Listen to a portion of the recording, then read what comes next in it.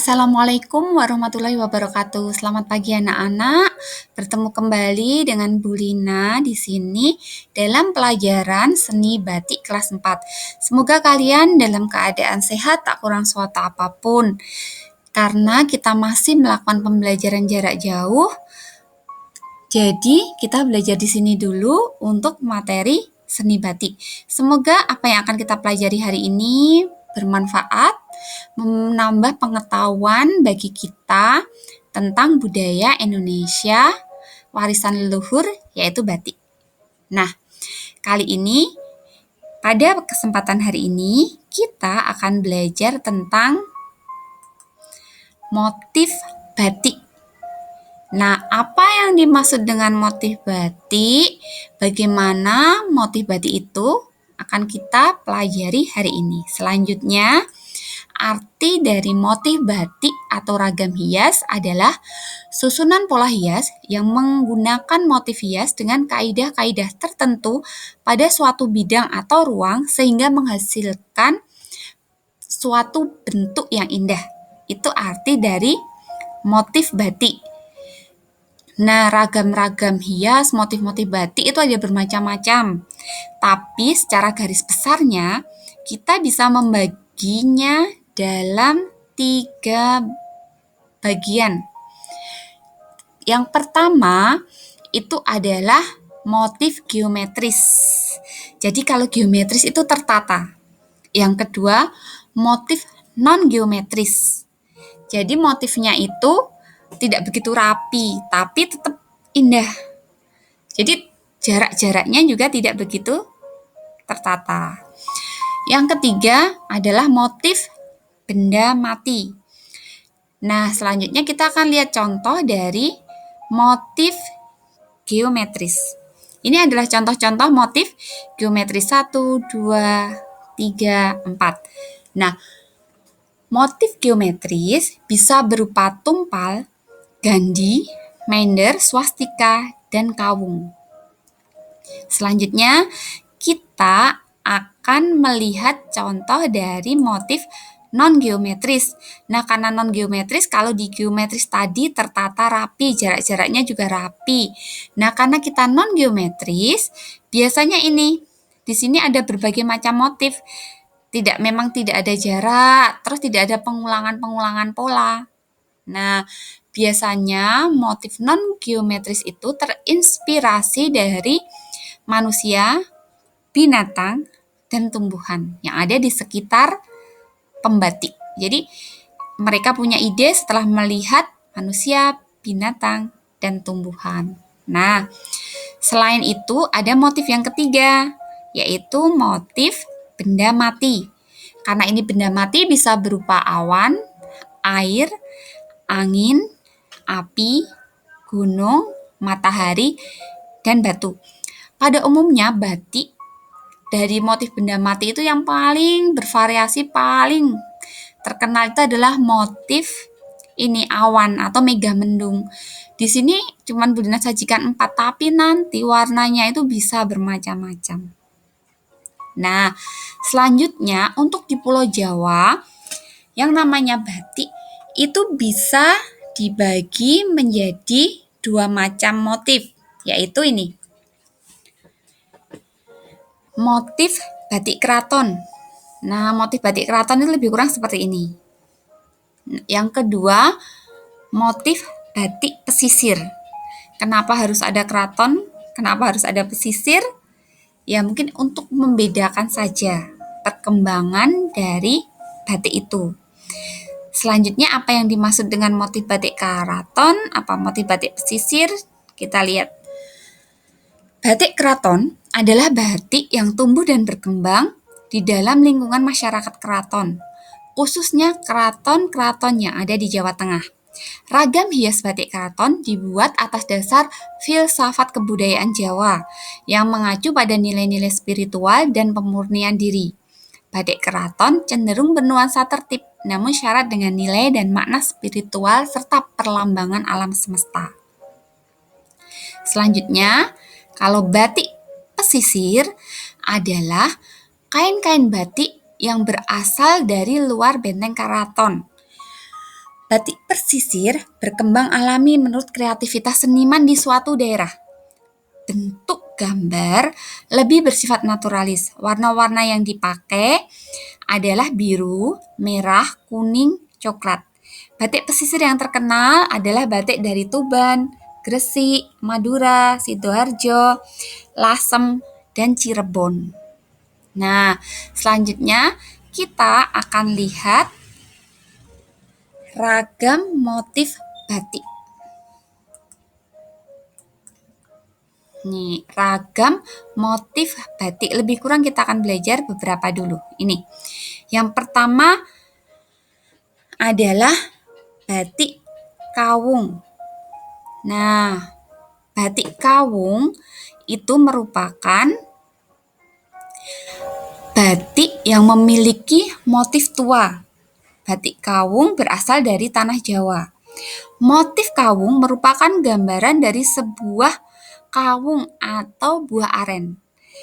Filosofinya sendiri diantaranya adalah pengendalian diri yang sempurna, hati yang bersih tanpa adanya keinginan untuk ria. Nah, itu lebih kurang arti dari batik kawung. Selanjutnya, ini adalah motif dari batik parang rusak. Parang rusak merupakan motif batik yang sangat populer. Mudah sekali kita jumpai. Motif batik parang rusak menggambarkan arti dari pertarungan antara manusia yang melawan kejahatan. Pertarungan yang dimaksud adalah mengendalikan diri sendiri semua hal yang buruk sehingga mereka dapat menjadi manusia yang bijaksana dan mulia. Nah, itu lebih kurang gambaran dari arti batik parang rusak. Selanjutnya kita akan lihat yaitu batik sidaluhur. Nah, batik sidaluhur itu umumnya dipakai oleh pengantin wanita. Batik sidaluhur ini dalam bahasa Jawa berarti menjadi luhur atau terhormat atau bermartabat. Sehingga batik sidaluhur ini menjadi salah satu bentuk doa dari pemakai agar selalu sehat baik jasmani maupun rohani serta menjadi orang yang terhormat dan bermartabat.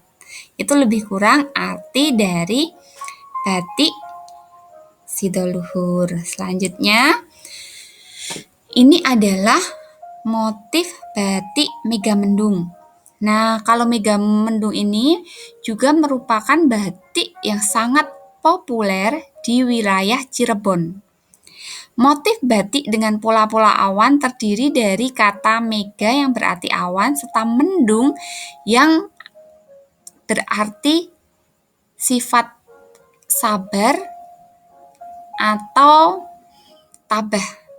Gradasi yang ada di motif ini sesuai dengan 7 lapis yang ada di langitnya. Jadi biasanya gradasi yang disajikan itu ada berlapis-lapis. Nah, lebih kurang kalau awalnya itu ada 7 lapis, tapi sesuai dengan perkembangan pewarnaan. Jadi yang jelas kalau motif Megamendung itu memang ada gradasi warnanya. Nah, selanjutnya kita akan belajar ini. Ini adalah batik 7 rupa Pekalongan. Batik Pekalongan merupakan salah satu daerah yang terkenal dengan pengrajin batik dan pusat batik. Ciri khas dari batik Pekalongan yakni didominasi dengan motif tumbuh-tumbuhan dan hewan. Batik Pekalongan menggambarkan ciri kehidupan masyarakat pesisir yang mudah beradaptasi dari pengaruh luar. Jadi mereka itu mudah beradaptasi terhadap pengaruh-pengaruh luar. Nah, sekarang ini juga contoh batik dari daerah. Nah, selanjutnya ini adalah motif batik Bali. Tidak hanya di Jawa, ternyata Bali juga tak kalah populernya. Motif Bali banyak terinspirasi dari berbagai hewan seperti kura-kura, burung bangau, dan rusa. Warna-warna yang digunakan pada batik Bali juga dominan warna-warna yang cerah, seperti biru, kuning, dan ungu. Nah, selanjutnya kita akan pelajari adalah motif batik lasem. Nah, motif batik lasem ini berasal dari Kabupaten Rembang, Jawa Tengah. Lasem juga diyakini sebagai daerah pertama kali yang menerima kedatangan warga Tionghoa di Nusantara. Batik lasem cenderung didominasi dengan warna merah yang kental dengan nuansa Cina. Motif ini memiliki warna yang mencolok. Jadi, lasem itu ada di daerah Rembang, Jawa Tengah. Selanjutnya, kita masih belajar batik yang terakhir, yaitu batik dari daerah Betawi. Nah, ini adalah batik Betawi. Tak kalah dengan daerah lain, Jakarta juga memiliki batik yang khas. Pilihan warna yang cerah dan mencolok dipadukan dengan motif unik dari budaya Betawi seperti ondel-ondel, pucuk rebung, nuansa kelapa, dan gambang kromong yang menjadi ciri khas batik Betawi. Biasanya batik ini dipakai saat kegiatan atau pameran kebudayaan Betawi. Nah, itu beberapa motif batik yang ada di Nusantara. Nah, kalian sudah belajar beberapa motif batik yang ada di Nusantara. Selanjutnya, pada kesempatan kali ini, kita akan membuat, untuk tugas bulan Agustus. Nah, silahkan dari yang sudah Bu Lina sajikan tadi, kalian buat peta pikiran dari materi-materi di atas. Peta pikiran itu bisa berupa diagram, bisa berupa tabel, bisa berupa catatan ringkasan materi. Silahkan mana yang kalian anggap mudah, mana yang kalian anggap menguasai untuk mengerjakan tugas seni batik bulan Agustus. Nah, untuk tugas di bulan Agustus ini, nanti kalian punya waktu sampai dengan pelajaran seni batik di bulan September. Tapi kalau kalian luang, silahkan kalian kerjakan dan secepatnya dikumpulkan. Tidak harus nunggu nanti bulan September. Terima kasih anak-anak sudah memperhatikan. Semoga apa yang kita pelajari hari ini bermanfaat. Selalu berpikir positif, bersyukur atas apa yang sudah Allah berikan dalam hidup kita. Mohon maaf apabila ada salah dan kurang dari Bu Lina. Terima kasih. Wassalamualaikum warahmatullahi wabarakatuh.